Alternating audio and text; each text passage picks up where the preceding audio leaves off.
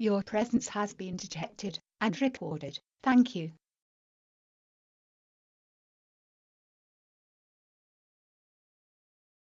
I was asked the other day why I didn't draw up the plans for the sim. I did draw it up. There's the iPad, the radio stack, the autopilot, there was my TPM, the fuel mixture, and I was going to have a USB port here that I wasn't sure if I was going to have that run into the computer, which would have been back here. But I didn't do that. This surround sound here, I actually ended up putting inside the seat box. This was drawn up to be a general aircraft Cessna, so it had originally 2 seats. I've changed it. I added a screen here, and the helicopter section is now where the second Cessna seat would have been. As far as the dimensions of the cockpit itself, I had a really hard time finding accurate dimensions as far as in between the yoke and the floor, the bottom of the floor and the top of the seat, you know, all that kind of stuff is, you know, the height of the actual cockpit panel, the width of the cockpit panel, the height from the seat to the ceiling. I thought I had really thought it all out, but it turns out there's a lot to this, and I didn't know that. The width of the whole aircraft itself, or the sim itself, is fairly consistent with how big general aircraft are. The size of the windows are a little bit smaller. I thought that they were 27 inches in a Cessna, but they're actually 29.5 inches. So they're a little bit smaller, but that's okay. That's how we ended up doing it. I'm still going to put it on wheels here. Let's see. I have a whole set of plans that I have somewhere in this. The trouble that I'm having, here's even my master panel. I mean, I really did think I had all this figured out. There's just a lot to it. Originally, I was going to go with a projector. See, I had it drawn in there, but it's just not going to work out that way. The overhead lighting, I do have. That's in these boxes.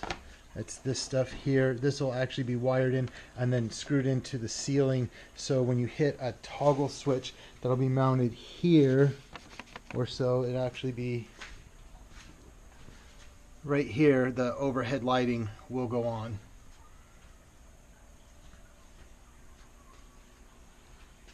This door, I made it, I'm not sure if you can see that or not, I made it kind of at an angle, and I thought it would be a clever thing and kind of look nifty on the outside of the sim to have that one little bubble spot, but it's a pain in the ass, and then I got to redo everything to fit. So the next version I do of the sim, I'm going to do all in foam and then fiberglass it, so things like this will be a lot easier. This first version 1.0 isn't you know, the second time I do things, I always do them better.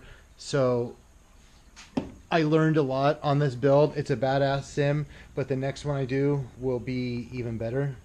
The surround sound is sort of how I have it here. I put surround sound here and here, which is up here and over there.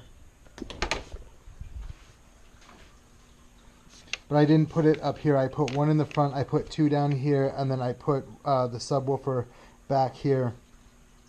Instead of doing air ports out here, I put them all through up here, because the way I see it, the air will go in here, which I originally designed it to do, and be drawn up, because the heat from the projector and just from breathing in there will create an effect where the air is drawn in through here and then out through the top, just by the fact that heat rises. So that's a static version of the air going out. I'm also wiring in a fan that I showed on the first video that will draw the air in from a spot down on the floor and pull it in. But essentially what will happen is all this, because this whole front section here is open, the air throughout the whole inside here will go up and out here. It'll go in through here and out here. So basically it has to go all the way across here and out, and there's spots here in the corners where the air can get up and out, and there's this whole top section is open, so it'll all go up and out As far as the length of the whole sim, I could have gone a little bit shorter. I didn't know that at the time. I actually went 96 inches because I thought I had to put enough room up here for in between the projector and what would have been the projector screen for the short throw to get 100 inches of screen going, which is why I have it kind of going out in an angle like this, because the idea was that it would sit here and then shoot out this, you know, the way a screen does, and or the way it would shoot out, you know, the way a projector does, and make the 100-inch screen here. But I had a lot of issues getting a short throw projector that I could A, afford, and B, get here in a timely manner.